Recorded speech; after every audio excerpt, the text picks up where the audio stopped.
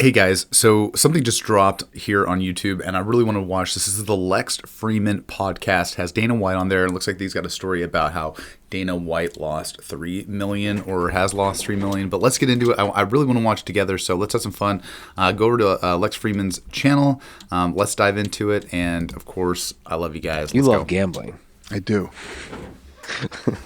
What's the biggest win of your gambling career?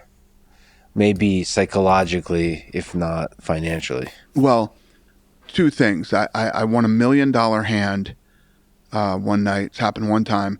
$1 million hand one night at Caesars. Mandalay Bay. Dang it. And then one summer, I beat Caesars for $12 million throughout the summer. Yeah. And then I'm on a pretty good run right now, too. This is blackjack. Yeah. What's the biggest loss? Biggest loss was I would call this the biggest loss for many different reasons. This is what, you live and you learn in life, and you figure things out as you go along. So one night I'm over at the Rio, right? And they got big suites over there, so I go over there with some buddies, and we got one of the suites, and we have some dinner, and we start drinking, right? So we're having some drinks at dinner, and blah, blah, blah. Starts to ramp up, I'm having a good time, and I make my way down to the high limit room. We start gambling. Yo, if you guys like this, put a big D in the comment section I for continue Dana. to drink. This is awesome. Let's having go. a blast. I end love up these stories. Leaving and going home that night, and I lost like 80 grand, right? So I wake up the next morning, I'm like, fuck, those motherfuckers got me for 80,000 last night, and da-da-da-da-da. So I'm at work the next day, and the host over there calls me, and he says, hey, Dana, are you coming back? Do you still need the room that you guys had where you ate and all the shit you used to?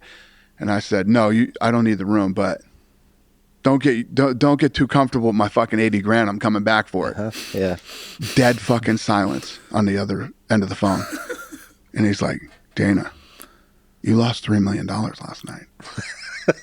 What the fuck are you talking about? I only have $1.5 million credit line. He goes, yeah, you made us call the GM of the hotel, and you started calling him a fucking pussy and da da da da. And I went, that sounds like something I would do. Yeah. So that's the real number. That was the real number. Oh my God. And then, there's been a lot of cases where people are in Vegas and they're like, I lost all this money, and they were giving me free drinks, and I drank too much, and I was taken advantage of. Yeah. No, you stupid motherfucker.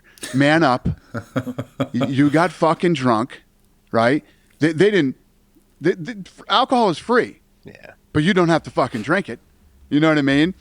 And this was a huge learning lesson for me. So I never drank again when I was playing cards after that night.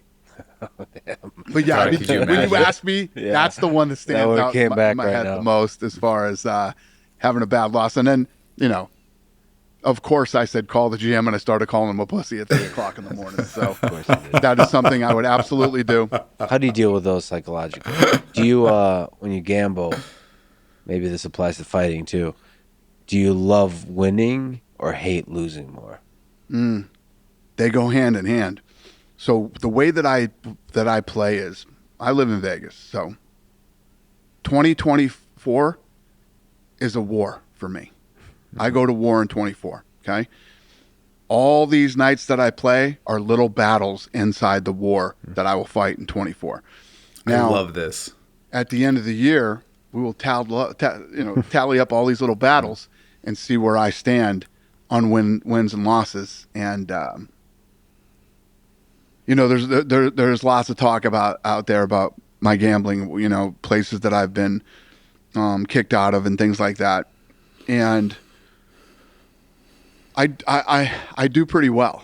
But it's what I like to do. I don't gamble in a way that I would ever hurt myself or hurt my family or, I'm sure you've heard the Norm Macdonald stories. Norm Macdonald lost like his entire personal wealth 4 times or something like that. That's. Hey guys, I just want to stop it right there. And he does make a great point, and this is what makes him, I believe, just more of a successful gambler, is he knows his limits, and to his point, not drinking during these sessions are very imperative. But him having limits, I think, sets him apart from some of us more degenerates that just want to keep going and keep going. And he has a start and stop loss, and I think he keeps that accountable to himself. And what makes him, I believe, a pretty darn good blackjack player. That's not going to happen to me. So you manage it, but just psychologically, you're able to be even keel. Yeah. So when I win, it's awesome. It's always great to win. Winning is a great feeling in business, in sports, in life, and definitely in gambling. Losing is never fun, but it's part of the game. You know what I mean? If you want to be in the game, and it's sports, it's business or whatever, there's going to be wins and there's going to be losses. And you have to take them both in stride. And you have to be able to, there's a lot of people, when you gamble, right, and you lose and you go into a deep, dark depression. I've seen this with guys that do it. Yeah. Get depressed, gambling isn't for you. If you are the type of person that's on social media and people say horrible things to you and you get depressed and you shouldn't be on social media. 100%. You know what I mean? These are all part of being in the game. When you're in the fucking game, great things happen and really bad things happen. And you got to take it all in stride. And you got to pick yourself up the next day, strap your fucking shoes back on and get out there and go to fucking war again. Preach it, buddy. That's some Preach shit right there. All right. Preach it. I love that motivational speech. It's the truth, though. Yeah, it is. It's the truth, though. Listen, every day when you get out of bed, life's standing right there to kick you in the fucking face, man. Amen. Could be anything. Could be you get up and you walk downstairs, you got a fucking flat tire, and you're late for work, and you got this and that. Life is going to throw all kinds of crazy shit at you, right? And you have to be ready for it, and you got to fucking deal with it. You can't curl up into a ball. You can't run away from it. You can't hide. You have to take all this shit head on. You have to get up every day when I get up out of bed, I strap up and I'm getting ready for fucking war. Because I know I'm coming in here. I know a bunch of bad shit's going to happen that I'm going to fucking deal with. And if that's not bad enough, when I finally get out of here, I'm probably going to go to the casino. And I'm going to get into another fucking war. You know what I mean? I thrive in chaos. I actually love chaos. Everybody talks about retiring. Fuck that shit. What am I going to do when I retire? What would I do? I like to go to war. I like to battle. I like to win. Sometimes I lose, but then I have to come back from the loss. And I love to build brands. I love to set short-term and long-term goals and then knock them all down. This is just the stuff that excites me. And whether it's business or gambling or I like being a fan of things too. Like I like live music. So when I find a band that I like, I get excited to go watch the band live. Or a Celtics game. I love the fucking Boston Celtics, and I love going to the games and watching them. This is the year. Hopefully we're gonna fucking win it this year. These are all things that make me happy and excite me in my life. And it's funny because there's this post that I post maybe 3-4 nights a week. I also love this city. I can't tell if the city of Las Vegas was built for me or I was built for this fucking city, but I love it. And there's this turn on Summerlin Parkway, right? Every night, and it's dark. And from there, you can see the entire fucking city. And it's all fucking lights, and it's badass. And I'm usually driving home after a fucking incredible day, right? This amazing day and this unbelievable fucking life that I have. And I have this just moment of gratitude. Every time I take that turn, and I'm like, God damn, I love this fucking city. And hey, I got to stop and just say one thing too. His passion for what he does inspires, I think, everybody and what we want to achieve in life. And man, some of these things are truth and hit home. I've got a place in my hometown that I love. It's Friant Road. You go up and you get to see the whole city. You get to see the whole town. You get to see right into the river.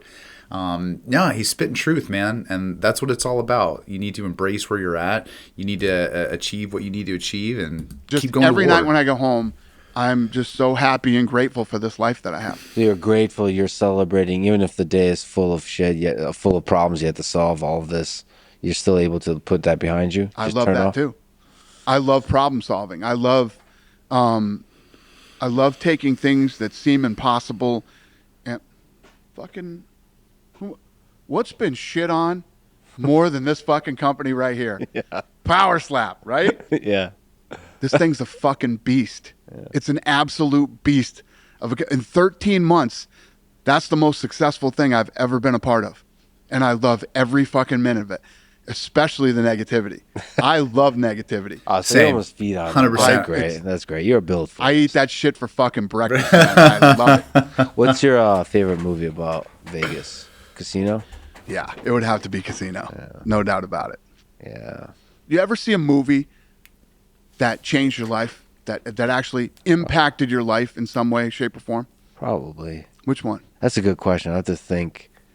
I have a lot. Casino could be one of them. Probably taught me about women. Forrest Gump for me is a simple movie, but it was a really good movie to show. Because I've been really fortunate in my life, like over and over and over, and I don't think I deserve any of it. So I just always felt like Forrest Gump. So when I finally saw it, it really connected with me. It was like, okay, this universe works in weird ways, and stuff just materializes, and you just kind of be good to people, like put that good karma out there, and it happens for you. So that was a movie like that. I'm actually very superstitious about that. I believe that what you put out, you get back. And I believe that when you should take care of other people, and you should always try to bring people up with you and all that kind of stuff. But the movie that changed the whole trajectory of my life was Vision Quest. Oh yeah, well yeah, that's a good one too. Yeah, Vision Quest, man. I fucking love that movie. It's basically, it's telling the story of a kid who really wasn't anybody in high school, and nobody kind of knew who he was. He wasn't popular or any of that kind of shit. And he decided that was the year that he was going to make his mark. And he was a good wrestler at 178 pounds, but he was going to move down to 160 something to take on the scariest guy and the whatever. But there's all these little things in the movie that really lay out what life is all about. One of the parts is he's in a class and he's talking about, the teacher's talking about some poem.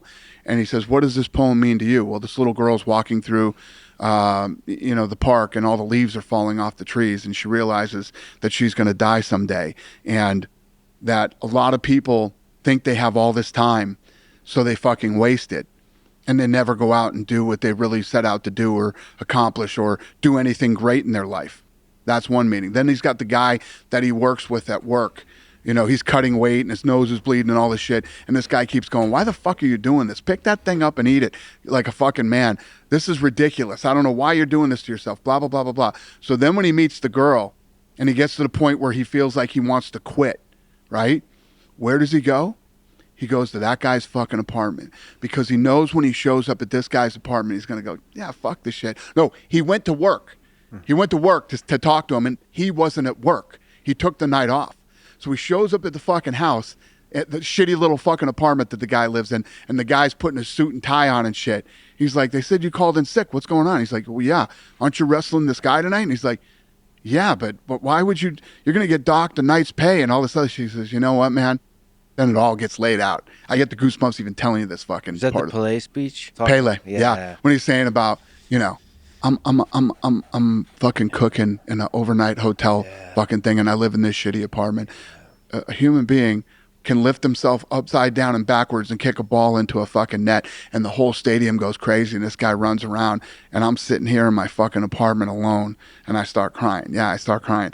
So the guy who's been shitting on him the whole fucking time actually really respects him for what he's done and sees what this kid is capable of doing and all this shit. This fucking movie spoke to me on so many different levels, and I think it's probably the most underrated movie of all time when you really break down the meaning of what this movie is about, and it fucking really spoke to me. That's probably You guys, we're gonna stop right there with that. It goes on just a little bit more, but I need to now watch Vision Quest, just because after hearing that. But man, guys, speaking truth, we can go all the way back just about war and what it means to him.